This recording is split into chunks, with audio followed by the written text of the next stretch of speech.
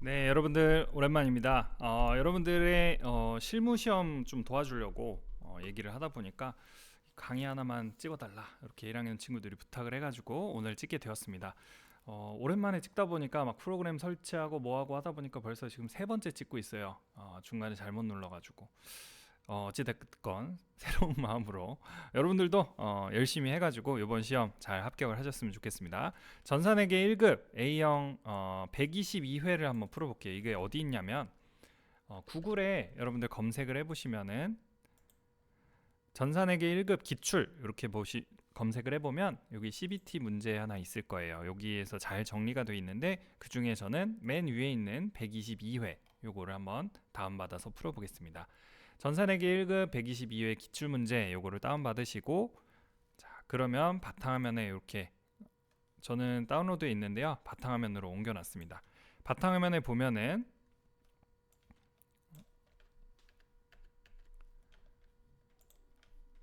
제 폴더가 옮겨졌네요. 네, 여기 보시면은 이렇게 다운로드가 되어 있고요. 이거는 제가 압축 파일을 푼 거예요. 네, 압축 파일을 풀어서 열어보면은 이런 파일들이 있습니다. 자, 그럼 여기서 여러분들 또 수험용 데이터라는 것도 압축을 풀어주셔야 돼요. 자, 각자 풀고 보면은 일단 요거 저는 A형 얘를 켰습니다. 그 다음에 여기도 압축 파일을 풀어보면 이런 파일이 나오죠. 수험용 데이터를 이렇게 키셔서, 자, 이 중에 자 여기 설명서 있습니다. 설명서를 먼저 보셔야 돼요. 설명서를 먼저 보시면은,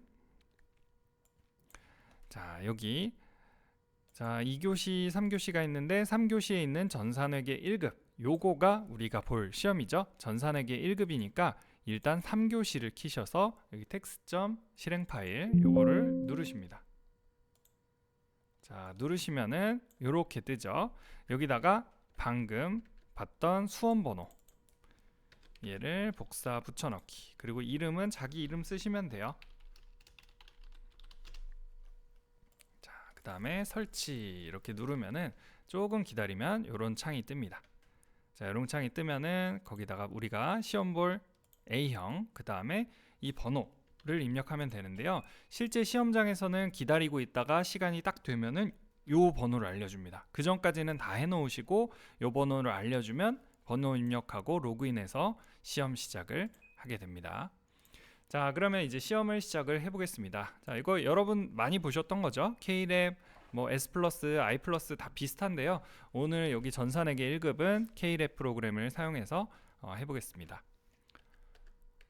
문제를 볼게요. 첫 번째, 자 일단 회사부터 보고 시작하는 게 좋아요. 경한상사라는 회사 1223이라는 회사는 전자부품 제조업, 자 전자부품이고요. 아 이런 회사구나. 제조업을 영위하는 중소기업입니다. 벌써 11기가 된 회사고요. 기간은 25년 1월부터 12월 31일까지. 자 그럼 문제 풀어보도록 하겠습니다. 자, 1번 문제는 기초정보관리 그리고 전기분 재무제표에 관한 자료입니다. 여기 힌트가 다 나와 있죠. 기초정보, 전기분 재무제표. 아, 그러면은 기본적인 것들을 관리하는 그런 문제겠구나. 1번, 2번은 크게 어렵지 않으니까. 자, 맞추고 가신다 보시고요. 자, 여기 문제를 보면은 업무용 승용차를 리스해서 사용하고자 한다. 여기서 갑자기 이제 사람들이 이 리스 우리 고등학생들 해본 적이 없으니까 빌려서 쓰겠다 이 얘기고요. 근데 겁내지 말게 그냥 계정 과목 및 적요 등록 여기 들어가 가지고 이것을 반영을 하면 됩니다. 입력하는 문제니까 겁내지 마시고 문제 풀어 보겠습니다. 첫 번째 문제, 계정 과목 및 적요 등록 요걸 누르시면 되는데요. 혹시나 시험 보실 때 약간 그 어지러울 수 있잖아요. 아 이게 갑자기 너무 긴장했어. 처음 시험 보시는 친구들, 그리고 옆에 친구들 키보드 막 너무 빨리 쳐. 아 그럼 갑자기 긴장되죠? 그 긴장 쫄지 마시고 여러분이 최고입니다. 여러분이 최고인데 모르겠다 하면은 검색하세요. 괜찮아요. 여기다가 계정 과목이래 그냥 이렇게 치시면 여기 있구나. 굳이 여기서 찾아 들어가지 않아도 됩니다. 여기 있는 그냥 키워드들을 다 쳐보는 거예요. 모르면은. 자 확인 누르고 들어가 볼게요. 계정 과목 및 적요 등록 이렇게 돼 있고요.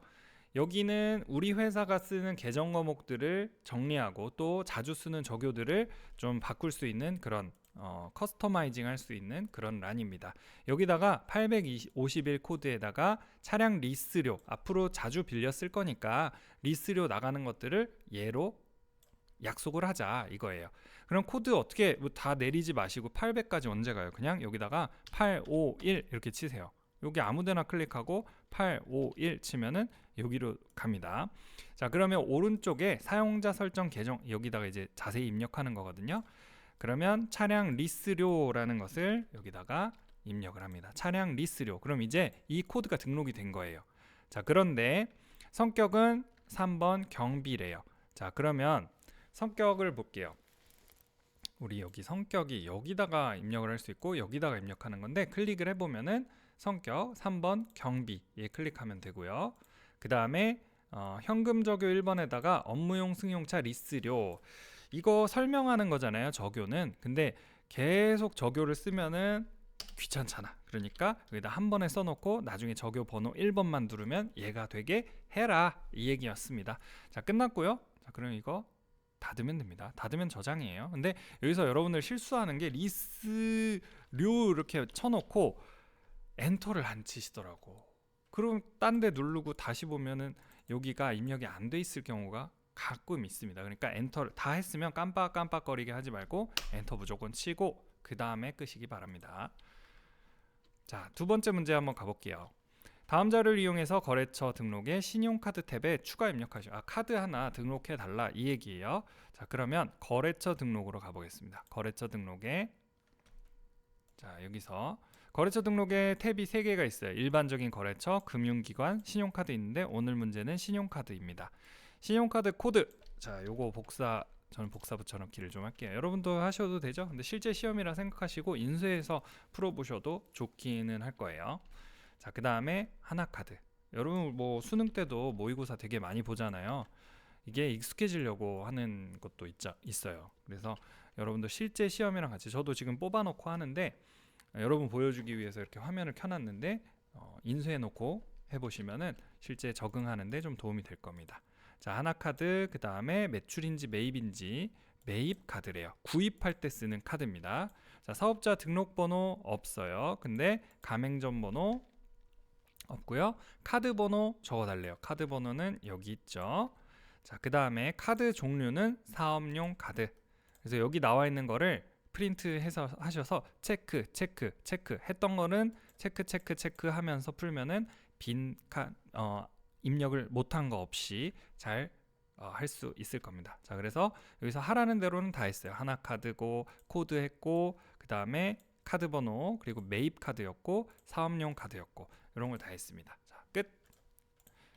다음 문제 3번. 전기분 거래처. 작년에 했던 거가 이제 넘어오게 되죠. 전기분 거래처별 채권 채무 잔액을 참고해서 그 거래처가 어느, 외상매입금이 2,100만 원이 있는데 어느 거래처의 것인가, 그 거래처를 연결시켜주는 작업이죠.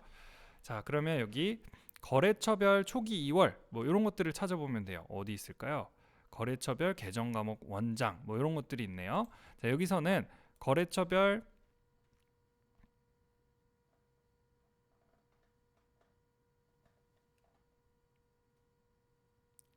저도 이 프로그램 좀 오랜만에 보네요. 거래처 원장 한번 볼까?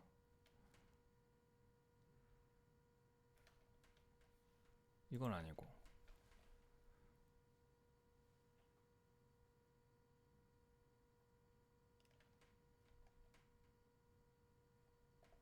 자, 이렇게 약간 퍼즈가 될 때가 있습니다. 여기 있네요. 모르면 검색하라 해놓고 본인도 검색을 안 하네요. 자, 거래처별 초기 2월. 자, 여기를 보시면은 이게 아닙니다. I 플러스는 이쪽에 있거든요. 네. 자, 거래처별 초기 2월 보면은 우리가 풀어야 될 문제는 외상매입금, 장기차입금이죠. 그러면 외상매입금 볼게요. 외상매출금 누르시면 안 되고 2,100만 원짜리 외상매입금. 오나상사, 나연상사가 있습니다.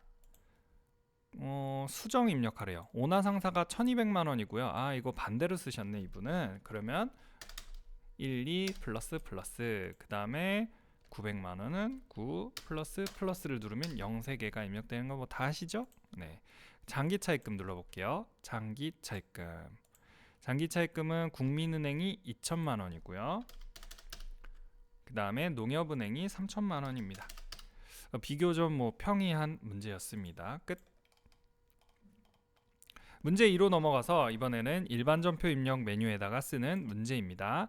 자, 여기서 중요한 것들 사항 꼭 써야 될 것들이 나옵니다. 일반적인 적요 입력은 안 써도 되는데 타계정 대체 거래 이런 거는 적요 번호 선택해서 타계정 대체했다 이런 거 써달라. 그 다음에 채권 채무 관련 거래는 반드시 거래처를 선택해야 합니다. 그래서 거래처명을 입력해야 돼요. 그냥 거래처명을 쓰지 말고 그 코드를 선택해서 입력을 해줘야 됩니다. 그 다음에 제조경비는 500번대, 판관비는 800번대를 사용한다. 똑같은 거 보험료 해가지고 되게 많잖아요. 근데 800번대 판관비 문제였으면 800번대를 선택을 해줘야 되고 대체로 800번대가 나오고 합니다. 그 다음에 회계 처리 시 계정 과목은 별도 지시가 없는 한 등록된 거 중에 적절한 과목으로 한다. 당연히 등록된 거 하셔야 되죠. 이건 약속이니까.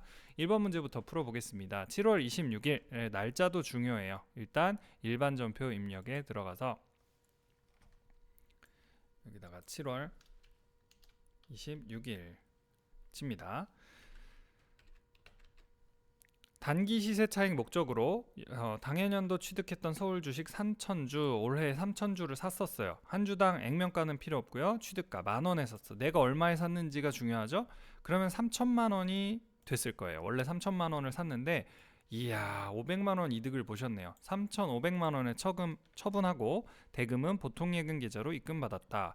그러면 이 문제를 딱 보셨을 때 여러분이 펜으로 쓰셔도 되고, 근데 딱 생각나는 게 일단 돈이 들어왔으니까 차변에 보통예금이겠고, 대변에 이 주식도 자산이죠. 자산을 감소시켜야 되니까 대변에 써줘야 되겠구나 이 생각을 하시면 됩니다. 단기 매매 증권이 되겠죠.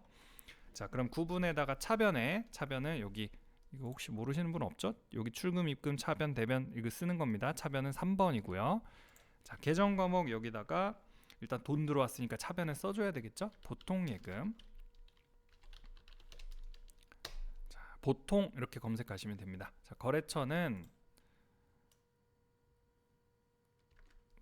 거래처 무슨 보통예금인지는 안 써있네요. 보통 검색해 볼게요. 보통예금.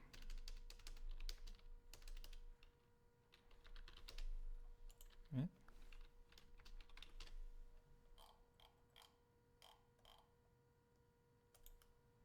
자, 은행이 써있나요, 여러분? 지금 시간이 지금 제가 다음 시간에 여기를 롤 대회 한다고 쓴대요. 그래서 지금 빨리 나가야 돼요. 지금 20분도 안 남았는데 20분 정도 남았다. 빠르게 해보겠습니다. 일단 여기 예금 보통 무슨 예금인지를 써줄 텐데 또 이거 찾아 들어가야 되네. 자, 그러면 아까 여기서 거래처 등록에서 금융기관 한번 볼게요. 이 중에 보통예금이 분명히 있을 거예요. 하나씩 클릭을 해보면 당좌만 있고, 이야 진짜 이거 여기 써있구나. 보통. 그럼 이건 뭘로 써야 되지?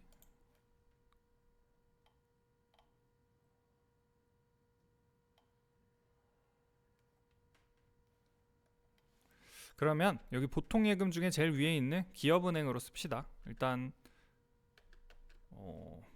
네, 일단은 기업은행 얘로 쓰고요. 그 다음에 적요는 넘어갑시다. 그 다음에 차변에다가 금액, 자 얼마 써야 될까요? 3,500만 원이 돈이 들어온 거 맞죠? 수수료 없고 너무 좋네요. 대변에는 단기 매매 증권이, 자 여기서 주의하셔야 될 게 3,500만 원이 아니에요. 우리는 차변에 단기 매매 증권이 원래 3천만 원이 있었어요. 있던 거부터 없애줘야 되겠죠.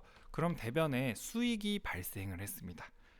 처분이익이겠죠. 단기 매매 증권 처분이익. 단기 매매 증권 처분이익으로 500만 원이 오게 되겠죠. 이 문제는 이렇게 푸셔야 됩니다. 아이고 신난다고 여기 또 K11 자동으로 써지니까 3,500 하고 두 줄 딱딱 쓰고 끝내시면 안 되죠. 여러분 꼼꼼하게 금액을 처분이익이 있다는 거. 일단 기분 좋으니까 처분하고 기분 좋다. 처분이익이 있는 겁니다. 10,000원짜리를 이제 500원, 5,000원, 500만 원 이득 보고 팔았네요. 다음 문제 보겠습니다. 8월 5일입니다. 날짜부터 써놓고 혹시 실수하지 않게. 부산세관으로부터 수입한 원재료. 자, 원재료를 수입을 했는데요. 이거에 대한 관세. 여기서 이제 문제를 좀 어렵게 보십니다. 세금과 공과인가? 자, 근데 세금과 공과는 여러분 우리가 배운 거 정해져 있고요.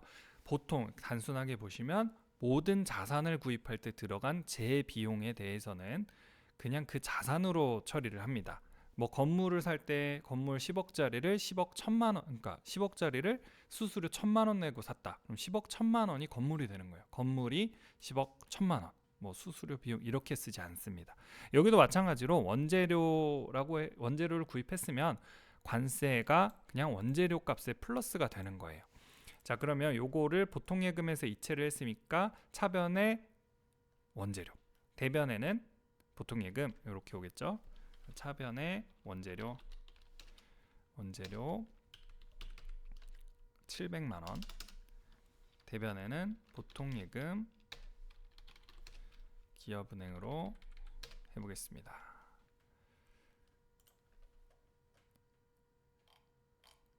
자, 다음. 자, 근데 혹시나 제가 이 시험 자체를 너무 오랜만에 보기도 하는데 보통 비슷하지만 이렇게 거래처가 없으면 사실은 이제 기업은행 뭐 이런 걸 써주는 게 맞거든요. 근데 안 써도 된다라는 문제였다면 써도 감점은 아닙니다. 그러니까 웬만하면 은행이나 이런 돈과 관련된 거, 돈 빌려준 거, 갚아야 될 거 이런 것들은 거래처를 무조건 써주시는 게 좋습니다. 자, 9월 25일 직원 김상철 및 박도훈에 대해 지급한 급여는 다음의 급여 명세와 같으며 공제 후 차감 지급액에 대해서는 보통예금으로 이체를. 또 보통예금인데 거래처 좀 안 써주네 자꾸. 자, 입금 이체하였다. 혹시나 이거 아시는 분들은 댓글로 달아주세요. 보통예금이고 거래처 왜 원래 요새 안 쓰나요? 여기 시험에서. 자, 그럼 볼게요. 일단 요 두 사람의 그 임금을 따로따로 이제 써주면 되겠죠. 볼게요. 김상철은 생산부고요. 그리고 박도우는 영업부입니다. 요거는 이제 구분을 해서 써줘야 돼요. 보통은 영업부에서 쓰면 800번, 생산부는 이제 공장과 그쪽이기 때문에 500번대 이제 원가에 들어가는 그런 구조로 되어 있습니다. 자, 그래서 김상철부터 보면은 이렇게 해서 돈을 360만 원 받았다. 그런데 이게 참 고등학생들이 풀기에는 이게 눈이 어지러워요. 왜냐하면 저희는 월급을 받아봤으니까 이게 뭐 이거 받았구나 이렇게 생각을 하는데, 자, 여러분들 심플하게 생각하면 돈을 이만큼 줬는데 그 중에 너한테서 이만큼씩 걷었어. 그래서 총 44만 2천 원을 내가 예수금으로 가져갈게. 너는 이것만 가져 하고 보통예금으로 이걸 준 거예요. 그래서 여기가 보통예금, 여기 급여, 그 다음에 요게 예수금이 됩니다. 자, 그러면 한번 해보겠습니다. 자, 일단 급여라고 하는 것과 여러분 임금이라는 거 배우셨나요? 자, 여기 생산부 500번대 임금이라고 합니다. 영업부는 급여라고 해요. 이게 다르죠? 자, 그러면 입력을 해보겠습니다. 보통 25일 날 지급을 합니다. 웬만한 회사들은 10일 날, 17일 날 미리 지급하는 회사들 좋죠. 근데 보통은 25일 날 지급을 합니다. 자, 그러면 첫 번째 문제. 일단 차변에 아까 제가 얘기했죠? 임금이라 그래요. 임금 중에 여기 여러 가지가 있지만 제조원가에 들어가는 500번대. 아까 처음에 그냥 설명을 했죠. 제조원가 들어가는 거 500번대 써라 라고 여기서 했기 때문에 요거. 자, 그 다음에 금액은 우리가 회사에서 지급한 게 360만 원이었어요. 자, 그리고 이제 대변에다가 예수금을 써줘야 돼요. 예수금은 요거죠. 442810 예수금 42810. 그러면 나머지 금액만큼을 보통예금에서 지급을 한 거죠. 보통예금은 저는 계속 써주겠습니다. 기업은행 315만 7,190원 맞나요? 맞죠? 자, 두 번째 여기 볼게요.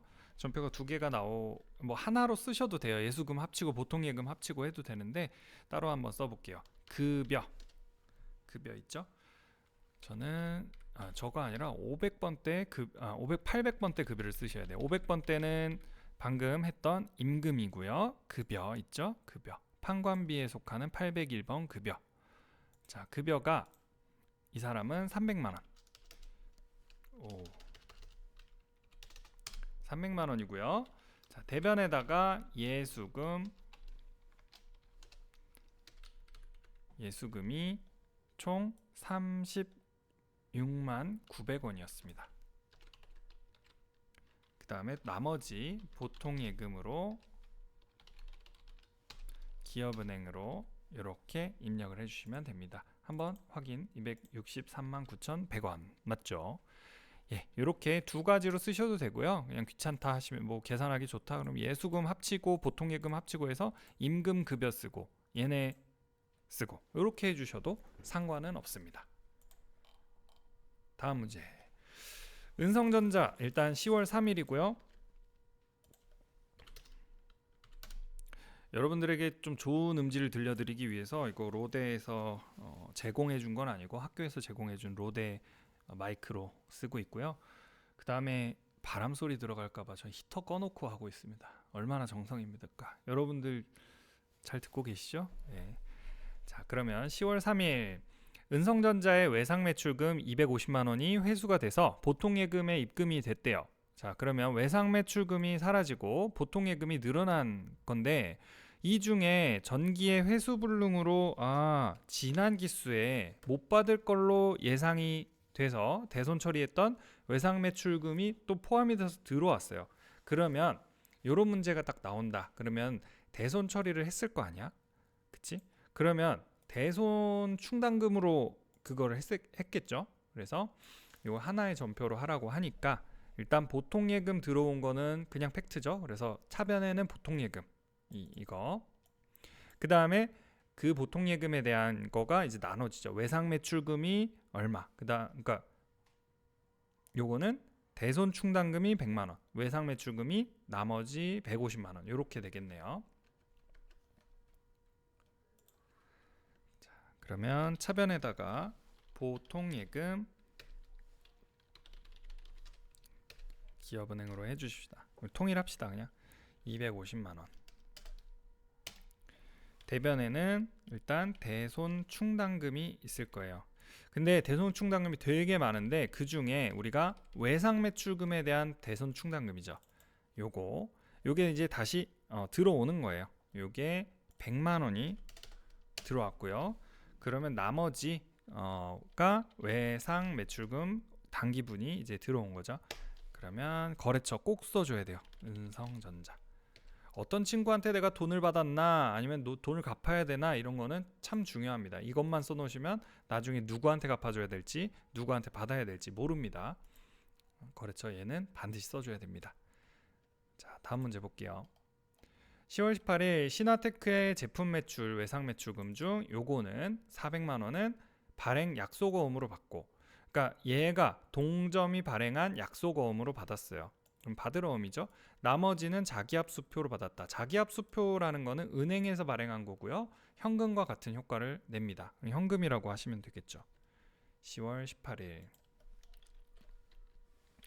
자, 차변에 받을 어음.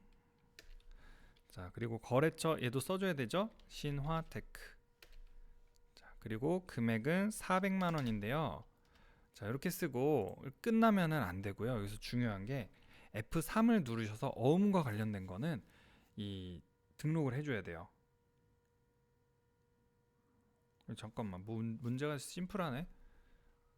뭐 요거는 이제 다른 시험에서 해보세요. 요거 어음과 관련된 거는 원래 어음과 관련된 번호라든가 이런 걸 적어줘야 되는데 그런 거 없죠. 이 문제는 뭐 그냥 넘어가시면 쉬운 문제네요. 그냥 자, 그 다음에 차변에 나머지 현금으로 받았죠. 현금, 그러니까 자기압수표로 받았죠. 대변. 이제는 이게 뭐 때문에 받았어요? 원인과 결과 두 개 썼으니까 이제 원인은 외상 매출금을 회수한 거다. 신화테크 거. 그래서 여기서 중요한 거는 원래는 어음을 받으면 반드시 이걸 생각은 하시고 계셔야 돼요. F3 눌러서 저기에다 뭔가 써줘야 되는데 이 문제는 그냥 땡큐로 나온 거고, 근데 거래처는 무조건 써주셔야 된다. 받을 어음이 누구 건지, 외상 매출금 누구 건지. 아시겠죠? 네, 다음 문제 볼게요. 예, 보통 어음이 이렇게 나와요. 11월 20일 보유 중인 아름전자의 받을 어음을 하나은행에다 할인했대요. 500만 원인데 할인이 뭐예요? 뭐 왜 깎아줄까? 기한이 도래하지 않았는데 내가 돈이 필요했어. 그럼 은행도 그 기간에 대한 이자는 벌어야 되잖아요. 미리 돈을 주는 거니까. 그래서 은행이 이런 것을 매입을 해주고 할인료조로 수수료를 받습니다. 이거 공제하고 보통예금 계좌로 입금받았다. 자, 여기서 가장 포인트는 여러분이 가장 잘 모르시는 거. 할인료 이거 뭘로 수수료 비용으로 처리하나 막 별 생각이 다 나요. 근데 요거 기억해 둡시다. 자주 나와요. 우리가 이 어음이라는 건 매출 채권이잖아요. 받을 어음, 그 다음에 또 뭐가 있었죠? 외상 매출금. 근데 외상 매출금 받을 어음을 미리 좀 처분하고 좀 손실을 봤죠. 매출 채권 처분 손실이라는 계정 과목 꼭 적어두시고 시험 전에 한번 보고 가시면 한 두 시험 만에 하나씩은 나오지 않을까라는 약간 그런 느낌이 듭니다. 문제 풀어볼게요. 11월 20일 차변에 이것도 역시 연결을 잘 해줘야 됩니다. 보통예금으로 어음의 돈을 받았는데 이게 애매하네요. 계산을 해야 되네. 500만 원을 다 받은 게 아니에요. 할인. 자, 그러면 일단 보통예금 기업으로 우리 통일하기로 했고요. 기업은행. 그 다음에 차변에다가는 저는 이제 계산기 같은 걸 좀 활용을 좀 하는 편입니다. 계산기 여러분 여기서 활용을 하셔도 되고요. 아니면은 그 우리 윈도우 계산기 있죠? 잠깐만 이거 써도 되나? 윈도우 계산기 써도 되나요? 정말 오랜만입니다. 그냥 여기 있는 계산기 씁시다. 여기 계산기. 자, 그러면 여기서 우리가 계산해야 되는 거는 뭐 이거 머리로 하셔도 되는데, 자, 500만 원에서 여기다가 빼기 이 할인료가 75,000원이죠. 머리로 합시다. 그냥 해도 되는데 자, 요거 있죠? 요거를 자, 여기다가 492만 5천원을 복사하셔가지고 붙여넣기, 컨트롤 V 누르시면 붙여넣기가 되고요. 그럼 차변에 나머지 이거 중요하죠. 매출 채권 처분 손실, 매출 채권 처분 손실, 처분손 이렇게 검색하면 되겠네요. 이게 75,000원이고요. 그럼 대변에다가 이제 차액이 500만 원 떴죠? 요거 깔끔하게 적어주면 됩니다. 이게 뭐다? 받을 어음이었다. 받을 어음이었고요. 거래처 무조건 써줘야 되겠죠? 아름전자. 저 여기서 F3 한번 눌러보면은 자, 어음 상태 할인 돼 있고, 자, 어음 번호 이거 문제가 쉽네요. 그냥 F3 누르지 맙시다. 이 문제는 여기 아닌가 봅시다. 자, 받을 어음 너무 쉽게 나왔으니까 요렇게 운용 여기 전산회계는 요 정도만 알면 되겠구나. 네, 크게 여러분 복잡하게는 안 나오는 것 같아요. 자, 이제 메인 매출 전표 입력 이렇게 가봅시다. 여러분들 뭐 스트레칭 한번 하시고 아이스크림 한번 드시고 오시고, 여기까지 봤다, 잘했다, 진짜 잘하신 거예요. 시작이 반이고요. 근데 전체 문제의 뭐 개수로는 이제 거의 반에 다가가니까 반에 반, 굉장히 많이 한 거죠. 메인 매출 전표 입력 가보겠습니다. 자, 7월 26일 메인 매출로 가볼게요. 메인 매출 전표 입력은 어디 있냐면 여기에 메인 매출 전표 입력이 있습니다. 일반 전표랑 다른 점 뭐냐, 이 말이 다르잖아요. 매입 매출 전표예요. 그러니까 메인 매출을 쓰는데 물건이 몇 개 들어왔는지를 쓰고 여기다가 분계만 딱 써주면 여기다가 밑에는 전표가 입력이 된다. 그냥 말 그대로죠. 굉장히 좋은 기능인 것 같아요. 대표이사가 진상이네요. 개인 생일 기념으로 포토앤에서 카메라를 진짜 이거를 구입했으며 당사 명의로 전자세금 계산서도 발급을 받았고요. 꼼꼼하시네요. 자, 그 다음에 대금은 보통예금에서 이체하였다. 해당 지출은 사업과 무관하대요. 사업과 무관하므로 그냥 가지급금 처리를 해달라. 문제가 이렇게 편하게 나왔으니까 가지급금으로 대표이사 이름을 넣어가지고 하시면 될 것 같습니다. 자, 날짜 7월 26일. 자, 유형이 나와요. 유형은 이게 세금 어떻게 내는 거냐, 매출이냐 매입이냐부터 정해야 되는데 일단 구입을 한 거죠. 자, 구입을 했는데 여기서 이거 잘 배우셨나요? 제가 지금 방과 후 수업을 듣고 있는 친구들도 있는 것 같고 제가 수업을 안 해가지고 이 설명은 아마 모든 선생님들이 잘 하셨을 거라 생각이 됩니다. 지금 사업과 관련이 없다라고 힌트를 줬어요. 불공에 대한 여러 사유들이 있죠. 불공, 54번 불공에 이제 사업과 관련 없는, 직접 관련 없는 지출 이렇게 나옵니다. 그래서 여기는 54번을 적어주고 시작을 하면 되겠습니다. 자, 일단 품목이 이게 뭐죠? 카메라네요. 자, 카메라를 한 대 샀고요. 단가 수량 한 개, 단가 290만 원. 소니에서 괜찮은 카메라를 하나 사신 것 같고요. 자, 그 다음에 공급 명 포토앤에서 샀네요. 포토앤. 자, 그 다음에 전자세금 계산서 발급받았다 했는지 이런 문제 메인 매출 점표에서 되게 중요한 게 이거 했냐 이거죠. 전자세금 계산서 했죠. 1번 누르시고 맞아요. 그러면 분계가 뭐예요? 이거를 보통예금에서 이체를 했네요. 그러면 분계는 혼합으로 하시는 게 편하겠죠. 자, 분계 혼합은 여기 3번 나와 있습니다. 혼합. 자, 그러면 밑에 분계가 돼 있어요. 원재료가 나와 있네요. 이거 원재료라고 하지 말고 가지급금으로 하라 그랬죠. 가지급금. 자, 가지급금이고요. 그 다음에 여기 거래처가 지금 이게 포토앤으로 돼 있는데 포토앤한테 가지급금 준 게 아니잖아요. 이 김진상한테 준 거죠. 김진상 쳐보면 있어요. 그래서 여기가 좀 핵심인 것 같아요. 여러분 위에는 다 아실 것 같고 카메라를 구입할 때 일단 가지급금으로 처리를 해라 했으니까 가지급금 처리해주고 거래처 김진상 써주는 거 중요하겠고요. 그리고 이제 대변 써주셔야 되겠죠. 이런 문제들 보통 대변 안 적고 넘어가거나 밑에를 잘 안 보시는 분들 없겠죠, 여러분들? 자, 보통 예금으로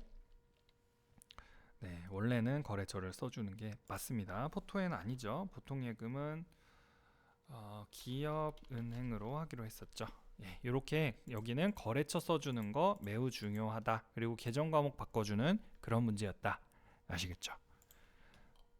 다음 문제 8월 17일 삼익빌딩으로부터 영업부 사무실에 임차료에 대한 전자세금 계산서. 우리가 삼익빌딩한테 사무실을 빌리고 있는 거예요. 그래서 임차료 300만 원 부가세는 또 별도네요. 대금은 다음 달 말에 아직 지급하지 못했네요. 이거는 미지급금 처리를 해야 되겠습니다.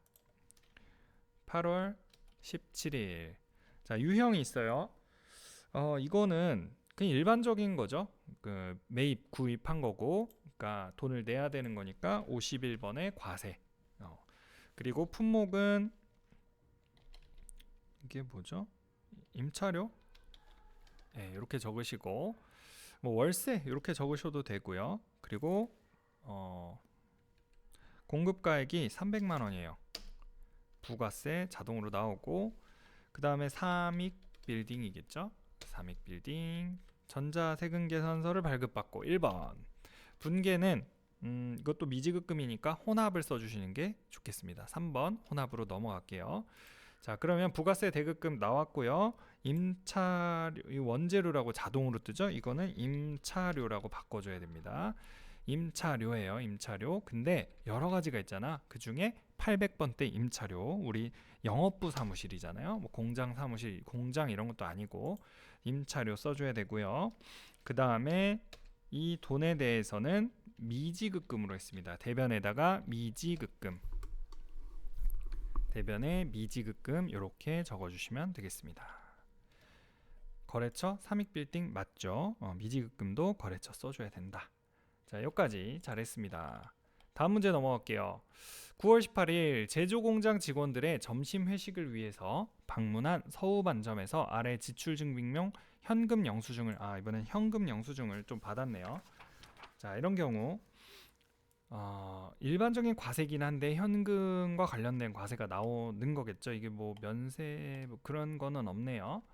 자, 그러면 문제 9월 18일 유형 회식을 했고 일반적인 과세인데 현금으로 냈다. 현과네요. 61번 현과. 자, 품목은 뭐 직원 회식 수량 뭐 모르고 여기 공급가액에다가 28만 8,200원 몇 명이 갔을까요? 한 3명이 가서 이 정도 먹었으면 굉장한 건데 어디죠 여기? 갑자기 서우반점? 지금 배가 상당히 고픈데 짜장면이 너무 땡깁니다. 공급처명은 서우반점이고요. 야, 얼마나 거래를 많이 했으면 거래처까지 써놨을까, 그쵸? 자, 분계, 혼합으로 가셔야 되겠죠. 이것도 혼합, 현금 써줘야 되니까. 자, 일단 부가세 대급금 자동으로 들어왔고요. 이거 직원 회식했으니까 원재료가 아니라 뭘까요? 복리후생비예요. 근데 잘 보셔야 되는 게 제조공장 직원들, 이런 문제 요새 꽈서 많이 내네요. 제조공장 직원들이니까 500번대 제조원가에 있는 복리후생비를 써줘야 되겠습니다. 그 다음에 부가세 대급금 다 나왔고 대변에다가 보통예금, 자, 엔터 쳐서 대변에 보통예금, 거래처는 기업은행. 네, 됐지요. 그래서 이렇게 뭐 이런 그림이 나온다 해서 보통 이런 그림 약간 보통 어렵지 않은 경우가 좀 많이 있어요. 그림 잘 보시면은 금액 여러분 영수증 그냥 받아서 처리한다. 그 대신 현금으로 했다. 이런 것만 잘 알아두시면 되겠습니다. 다음 문제. 코스트코 부산점에서 총 20병의 위스키 선물 세트, 여러분 콜라 샀다고 생각하시고 선물 세트를 구입해서 거래처 접대용으로 사용했다. 접대용. 다음에 전자세금 계산서 발급을 받았고요. 보통 예금으로 당일 전액 지급했다. 보통 예금으로 지급을 했겠구나. 이렇게 생각을 하시고 문제 풀어볼게요. 일단은 기업에서 접대용으로 썼고요. 그런 경우, 그러니까 기업의 어떤 업무 추진비 이런 유사한 비용 관련해서는 이게 참 이런 사례들을 깊이 공부하기가 참 어렵긴 한데 오늘 알아두세요. 기업이 어떤 업무 추진비라는 거는 기업이 일이 되기 위해서 뭐 접대를 한다든가 밥을 같이 먹는다든가 여러 가지 그런 걸 하기 위해서 사용하는 돈들에 대해서는 불공 사유가 됩니다. 그래서 이건 불공으로 처리를 해야 되는 거예요. 10월 28일 유형은 구입을 했는데 불공이에요. 54번에 불공 있죠? 54번. 자, 그 다음에 품목은 뭘 샀죠? 위스키 선물 세트. 고등학생들도 시험 보는데 요런 거 말고 다른 걸로 좀 하시지. 자, 그 다음에 수량을 20개. 단가가 이게 10만원. 그림 보시고 하세요. 10만원이죠? 그러면은 이렇게 되고요. 공급가액은 공급가액이 아니라 공급처명이구나. 공급처명은 코스트코 부산. 있네요. 코스트코 부산. 그 다음에 전자는 전자세금 했지요. 이런 거 잘 표시해 두셔야 됩니다, 여러분. 전자세금 놓치시면 안 되고요. 전자세금. 그 다음에 분계는 이것도 혼합으로 갑시다. 근데 불공은 불공 사유가 있죠. 아까 불공 사유 안 써줬네. 자, 이거 불공 사유 여기 눌러서 보세요. 이게 힌트예요, 여러분들. 다 이거 불공 같은데 애매하잖아요. 일단 불공 써놓고 다 간 다음에 여기 중에 찾아보세요. 여기 있네. 이렇게 가시면 돼요. 아시겠죠? 크게 어렵지 않아요. 자, 그 다음에 차변. 이게 업무 추진비니까 업무 추진비 이렇게 돼 있고 그 중에 판관비로 들어가시면 되고요. 그 다음에 판관비로 나와 있나? 큰 상관은 없을 것 같아요. 뭐 500번대로 가든지. 근데 잘 모르겠다. 그리고 별 얘기 없다. 판관비로 가시면 됩니다. 그 다음에 대변에는 보통예금 그리고 기업은행. 와 빠르게. 자 이렇게 됐습니다. 그럼 아까 여러분들 우리가 놓친 거 아이고 뭘 놓쳤지? 불공사유가 하나 있었는데 그 불공사유 있는 거는 표시를 해줘야 돼요. 첫 번째 문제였네. 7월 26일. 자, 요 불공 있잖아요. 여기 표시 돼 있네요. 사업과 직접 관련 없는 지출. 요 불공 사유 혹시 모르시면 이렇게 클릭하셔가지고 꼭 체크를 해주셔야 됩니다. 다음 문제 가볼게요. 11월 20일. 미국 테슬라사에 5만 달러 당사 제품 직수출하는 것으로 계약하고 선적을 완료하였다. 우리 무슨 회사였죠? 뭐 테슬라에다가 이걸 파네요. 자, 수출 대금 중 20%는 선적일에 당사 보통예금 계좌로 입금이 이미 되었고요. 나머지 80%는 미국에 제품이 도착할 예정인 요때 하겠다. 입금하기로 했다. 단 11월 20일 환율은 달러당 1,300원이며 수출 신고 번호 이런 거는 생략한다. 자, 그럼 1,300원씩 요거 곱한 다음에 거기에 20% 그리고 80% 이렇게 하면 되겠는데 자, 뭘 해줘야 되냐면 오늘 이제 선적일에 들어온 거 20%에 대한 걸 하면 됩니다. 자, 그러면 11월 20일. 자, 유형을 일단 매출을 했어요. 근데 그 중에 수출입니다. 오늘 특이한 문제 많이 나오네요. 수출. 그다음 품목은 제품이라고 쓰면 되겠죠. 제품. 우리 당사의 제품을 했고요. 수량 이런 건 모르고요. 공급가액만 이제 계산을 해보는 거예요. 자, 공급가액. 자, 여기다 다 써봅시다. 5만 달러예요. 근데 곱하기 5만 곱하기 1000 환율 얼마였죠? 1,300원이죠? 1,300원. 그런데 그 중에 20%래요. 그러면 곱하기 0.2 하면 되겠죠? 0.2가 안 돼요? 그럼 나누기 0.2 안 되나?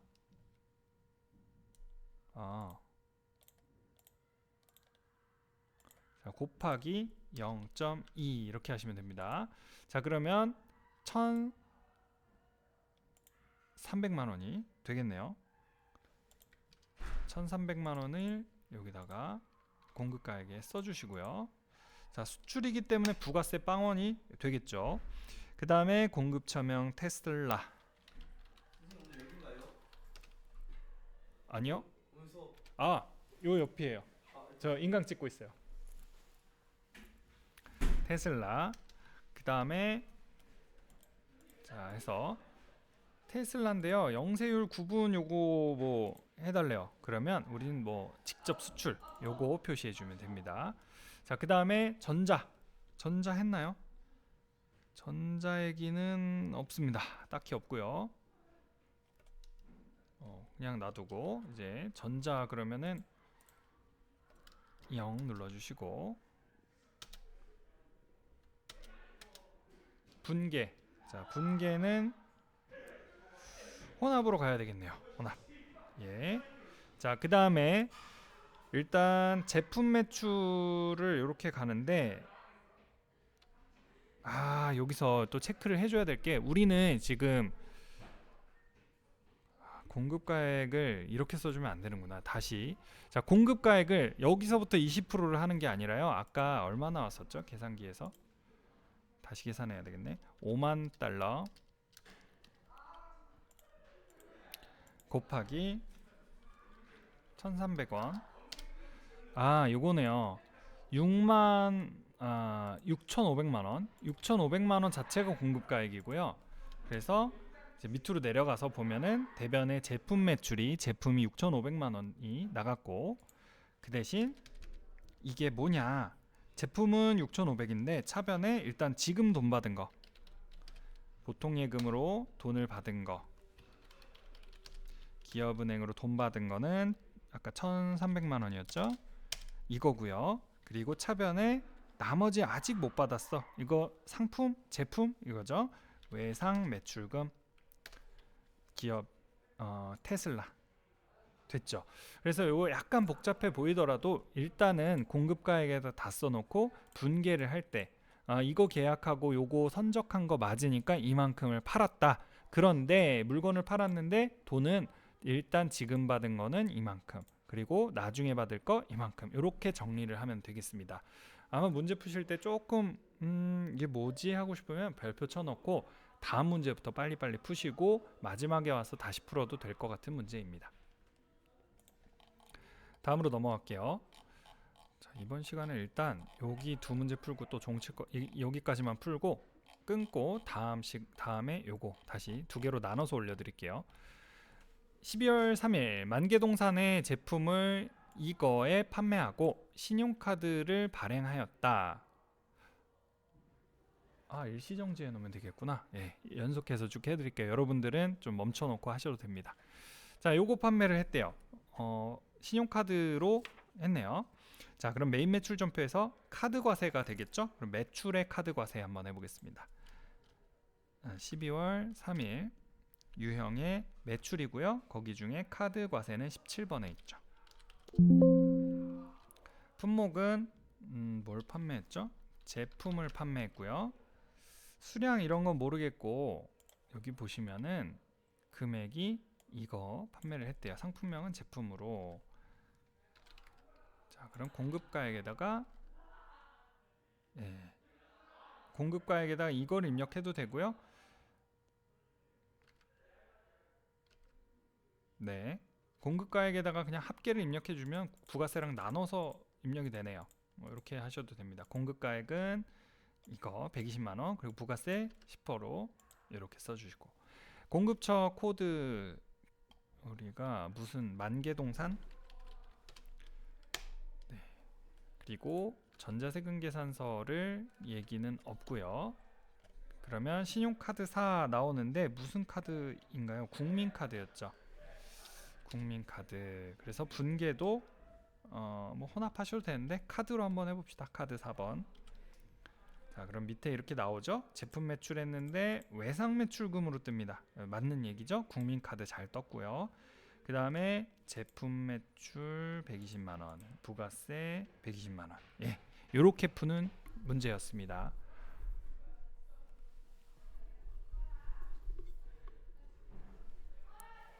자, 그러면 잠깐 멈춰 놓고 조금 있다가 여러분도 스트레칭 좀 한번 하시고 마지막 문제 4, 문제 5도 있군요. 문제 4, 문제 5, 문제 6, 문제 6도 있구나. 예, 요거 이따가 풀어보도록 하겠습니다. 잠깐 쉬었다 오세요.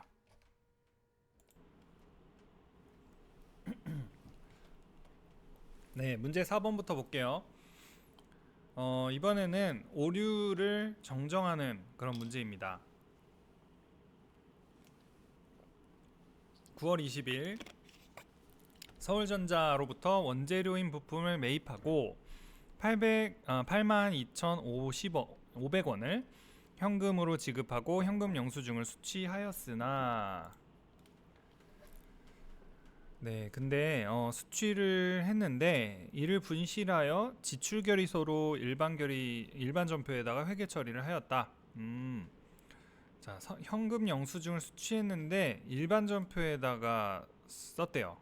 회사는 추후에 홈택스를 통해서 현금 영수증 발급분임을 확인하였다. 그러면 분실했는데 이게 이제 문제가 이해가 됐네요. 분실을 해가지고 원래 메인 매출 전표에 써야 될 거를 일반 전표에다가 써놓은 그런 문제죠. 그러면 이거 지우고 메인 매출 전표에다가 다시 써주면 됩니다. 일반 전표 볼게요. 일반 전표에 9월 10일 들어가 봅시다.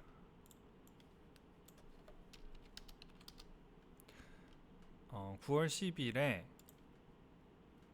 9월 20일이구나. 왜 없나 했네.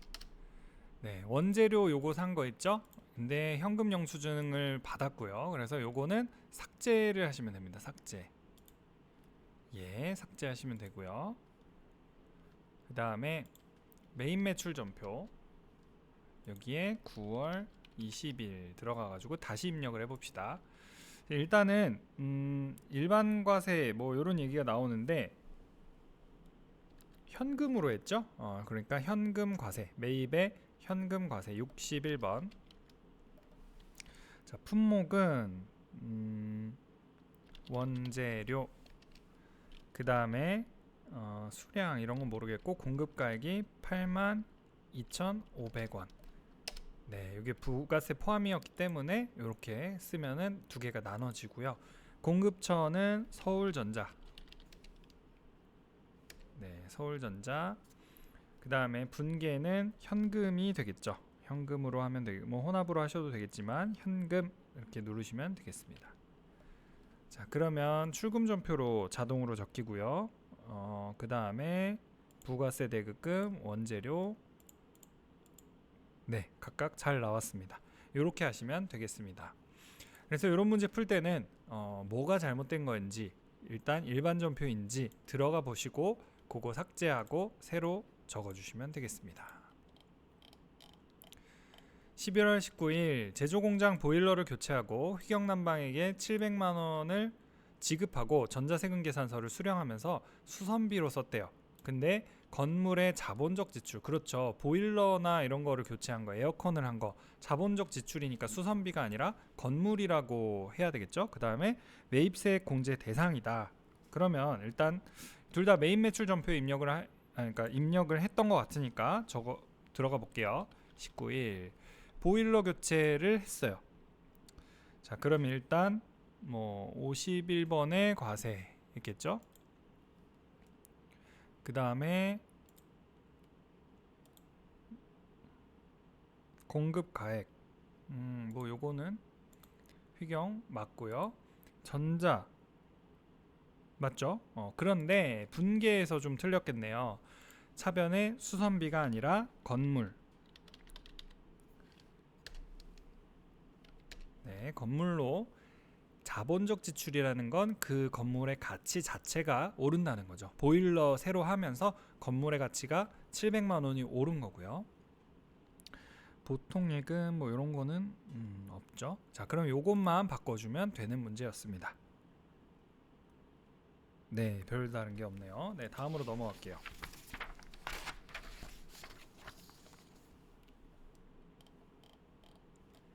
문제 5번입니다. 이번엔 결산이죠. 이제 끝났다라는 마음과 함께 기분이 좋죠. 결산 크게 어렵지 않죠. 부가가치세 확정 신고 기간에 부가세 예수금은 이거였고요. 부가세 대급금은 요거인데 결산 회계 처리를 하시오. 자, 납부세액 미지급 세금으로 회계 처리하고 불러온 자료는 무시한다. 자, 요거 일반 전표 입력 들어가서 써주면 되겠습니다. 매일 매출 꺼주고 일반 전표 입력해서 12월 31일. 자, 차변 뭐 결산 차변 하셔도 되는데 그냥 차변으로 갑시다. 부가세 예수금이 이쪽에 와야 되겠죠? 부가세 예수금이 얼마였죠 아까? 1254만원 이고요. 자, 부가세 예수금 대급금 이렇게 하나씩 써주면 되는데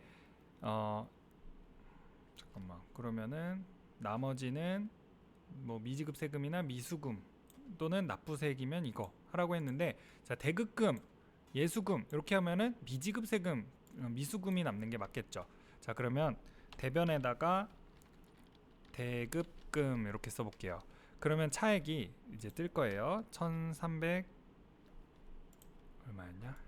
1311만원 하면은 빨간색으로 57만원이 뜨죠. 이 57만원이 차변에 돼야 되고요. 미수금이나 뭐 네, 미지급 세금으로 회계 처리를 하시면 되겠죠. 요걸로.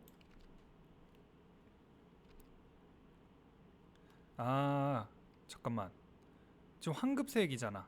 그러니까 미수금이네. 그쵸. 환급세액은 미수금.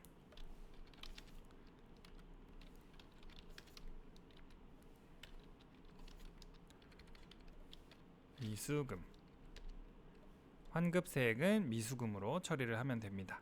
자, 요만큼 대급금이 더 많기 때문에 환급 받는 걸로. 이렇게 만약에 더 지출을 해야 된다 하면 미지급 세금. 자, 납부세액일 때 이걸로 하시면 되고 환급세액일 때 미수금으로 하면 되겠습니다. 다음 문제. 10월 1일에 가입한 정기예금에 대하여 기간경과분 이자를 계상을 하였다. 자, 이런 문제 10월 1일 날 정기예금 만기가 1년이고요. 요거를 12로 나눠보면은 50만 원이 되겠죠. 자, 근데 아니죠. 그냥 이거에 대한 이자에 대한 경과분만 계산을 하면 되겠네요. 연이자율이 3%네요. 자, 요거 계산을 한번 해볼게요. 600만 원 곱하기 3% 나누기 12 한 다음에 그거에 대해서 지금 몇 개월이에요? 10월, 11월, 12월 3개월이죠. 3개월분만큼이 우리의 이자 수익이에요. 그런데 돈은 아직 안 줬죠. 왜냐하면 정기예금은 1년 뒤에 아마 내년 9월 말일에 주겠죠. 그러면 우리는 돈을 못 받았지만 이자라는 거를 인식을 해야 됩니다. 그래서 수익의 예상을 하게 되는 거겠죠. 자, 그러면 12월 31일 차변에다가 돈은 안 들어왔지만 못 받은 수익이다. 미수수익. 수익 미수수익으로 금액을 이제 계산을 해야 되겠죠. 여기다가 계산기. 자, 원래 600만 원을 그 중에 곱하기 600만 원 곱하기 이게 몇 퍼센트냐면 두 자리 해야 되겠구나. 두 자리로 해놓고 0.03 해야 되겠죠? 3%니까. 그리고 그 18만 원이 연이자인데 거기다가 곱하기 또 나누기 12를 해야 돼요. 나누기 12 15,000원이야. 근데 이게 3개월치야. 하면은 45,000원. 네, 뭐 소액이긴 하지만 복사해가지고 붙여놓읍시다. 45,000원이 되겠네요. 자, 그러면 미수수익이 45,000원이고 대변에는 수익을 인식을 해줘야 되겠죠. 이자 수익으로 45,000원 이렇게 쓰시면 되겠습니다. 전형적인 결산에 나오는 문제고요. 수익의 이연 예상 그리고 비용의 이연 예상 반드시 알아두셔야 돼요. 그거랑 이제 소모품비 무조건 나오겠죠. 자, 이번에는 무조건은 아니지만 소모품비, 이연 예상, 그 다음에 현금과 부족 이런 것들은 꼭 알아두셔야 됩니다. 현금 시제 잔액이 장부 금액보다 부족했대요. 그러니까 장부에 있는 것보다 현금이 작아서 현금 과부족으로 계상했다. 즉 현금을 줄여주고 현금 과부족이라는 사유로 달아뒀겠죠. 차변의 현금 과부족, 대변의 현금 이렇게 18만 원이 돼 있었을 거예요. 그 중에 8만 원은 직원식대 지출로 확인이 됐지만 나머지는 잡 땡땡으로 해야 되겠죠. 돈이 부족하니까 잡손실로 해야 되겠죠. 야, 거의 1시간이 다 돼가네요. 여러분들 1.2로 들으셨겠죠? 집중하신 분들 대단하시고요. 저도 이런 거 못 듣습니다. 계속 그냥 빨리 감기 하셔야죠. 자, 이거 다 풀었죠? 그럼 잡손실로 처리를 하면 되겠고 8만 원은 이거 뭐예요? 우리 회사 직원이잖아. 복리후생비로 처리하면 되겠죠? 자, 차변에다가 복리후생비. 그 중에 또 뭐냐 이거 보셔야 되겠죠? 생산부래요. 이것도 꽈서 냈네. 그러면 500번대 복리후생비 우리는 안 걸리죠. 그 다음에 금액은 8만원 어치의 밥을 먹었어요. 그 다음에 나머지 18만원 중에 나머지 10만원은 잡손실로 처리를 해야 되겠죠. 그리고 대변에는 현금 과부족을 없애줍니다. 현금 과부족. 현금 앤드 부족 아니고요. 현금이 많거나 과하거나 부족하다. 현금 과부족입니다. 야, 마지막 문제다. 다음 사항을 조회해서 여태까지 이제 잘 푸셨다면은 조회 문제를 풀면은 정확한 금액들이 나와야 되겠죠. 자, 4월 말 현재 미지급금이 가장 많은 거래처 여기서는 키워드들이 중요해요. 지금 뭐 미지급금을 검색하셔도 되고요. 거래처명을 검색하셔도 되는데 그럼 둘 다 해볼게요. 여러분들 이런 시험이 나왔을 때 딱 정답이라는 거 뭐 가장 빠른 길은 있겠죠. 근데 여러분이 실제 했을 때 뭐 사장님이 이게 필요하다. 그러면 그걸 들어가서 찾아보셔야 되겠죠. 뭐 거래처 한번 거래처명이 있으니까 거래처 원장 들어가 볼까요? 거래처. 자, 여기서 보면은 기간 4월 말 현재래요. 그러면 1월부터 4월까지의 계정 과목은 미지급금. 요렇게 찾으시면 되겠죠? 근데 가장 많은 거래처명과 금액이니까 거래처들을 이렇게 다 그냥 엔터 치고 넘어가 보면은 미지급금이 세 회사가 있는데 가장 많은 분은 이분이네요. 이야기 유통이 되겠습니다. 그럼 여러분들 그 이론 문제 답안 작성이라는 여기 클릭하실 수 있거든요. 여기에 뭐가 여기 있어요. 이론 문제 답안 작성 여기다가 자, 모든 메뉴를 닫고 쓰래요. 그러면 이것만 복사하세요. 1500 써놓으세요. 1570만 원 써놓고 제가 또 무슨 메뉴를 켜놨나 보네요. 거래처 등록을 옛날부터 켜놨구나. 이론 문제 답안 작성을 쓰셔서 자 여기다가 이거는 이론 시험 여러분들 시험 필기 시험에다가 이렇게 자 체크를 다 하시고 자 첫 번째 문제 거래처명은 이야기 유통이었죠. 오타나지 않게 조심하시고요. 다 맞췄는데 오타나면 너무 아쉽잖아요. 자, 그 다음에 잠깐 닫기 해놓고 자, 2025년 제1기 두두상회에 발급한 전자세금계산서의 총 발급 매수. 야, 이런 문제를 어렵네요. 자, 이거 세금계산서 문제니까 전자세금계산서 쪽으로 한번 들어가 봐야 할 것 같아요. 전자세금계산서 전자세금계산서 어디 있을까요?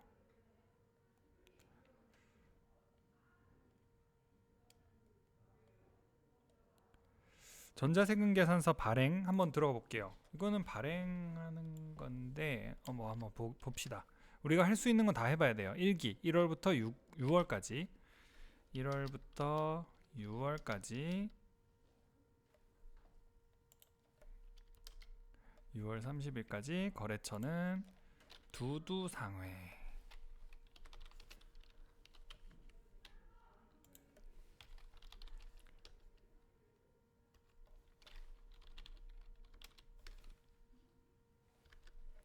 두수상회에 발행한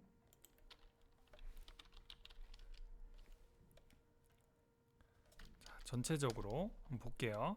자, 그러면 이렇게 엔터를 쳐보면 전자세금계산서 발행한 게 나오거든요. 총 발급 매수 매수는 하나 둘 셋 넷 다여 7개가 되겠네요. 합계 7건이라고 나와 있고요. 그 다음에 공급가액은 얼마인가? 총 공급가액은 5,546만 9천원이 되겠습니다. 자, 요거를 필기를 해 두시고요. 그 다음에 이 메뉴를 끄라고 하니까 이렇게 해서 여기다가 7매 5천 얼마였죠? 546만 9천원. 네, 이렇게 쓰면 되겠습니다. 자, 닫기. 자, 마지막 문제 볼게요.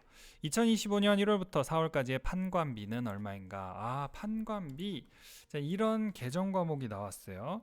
그리고 이렇게 나왔어. 여러 가지를 볼 수 있는데 여러분 결산할 때 중요한 게 합잔시 한번 체크해 보시는 거 추천을 드리고요. 합계잔액 시산표에서 뭐 6월 한번 봅시다. 4월이죠. 4월까지. 자, 이렇게 보고 여기서 판매관리비 판관비를 볼까요? 판관비에 얼마인가? 3천. 여기를 보시면은 잔액이 있죠?